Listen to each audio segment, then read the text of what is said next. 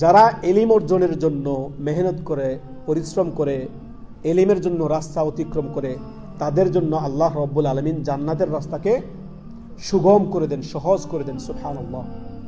নবী সাল্লাল্লাহু আলাইহি সাল্লামের বুখারীর হাদিস নাম্বার 3708। চিন্তা করেন, আবু হুরায়রা রাদিয়াল্লাহু তাআলা আনহু তিনি 7ম হিজরিতে খাইবারের যুদ্ধের সময় তিনি আপনার নবী সাল্লাল্লাহু আলাইহি সাল্লামের সাথে মিলিত হন। কোথায়? খাইবারের যুদ্ধের সময়। মাত্র আপনার 3 বছরের থেকে অল্প কিছু বেশি তিনি সময় পান। এই অল্প সময়ে তিনি নবী সাল্লাল্লাহু আলাইহি সাল্লামের সাথে দিন রাত থেকে এত ইলম অর্জন করেছেন, হাদিস বর্ণনার দিক থেকে সবার আগে তিনি। সুবহানাল্লাহ। অল্প সময়, অথচ অন্যান্য সাহাবীরা তিনার থেকে আরো বেশি সময় পেয়েছেন। তাদের থেকে তিনি ইলম অর্জনের দিক থেকে এগিয়ে গেছেন। সুবহানাল্লাহ। কেননা তিনি নিয়মিত লাগাতার ছিলেন। এজন্য নিয়মিত আমল করা, নিয়মিত ইলম অর্জন করা, নিয়মিত ইলম চর্চা করা অত্যন্ত ভালো কাজ। সুবহানাল্লাহ।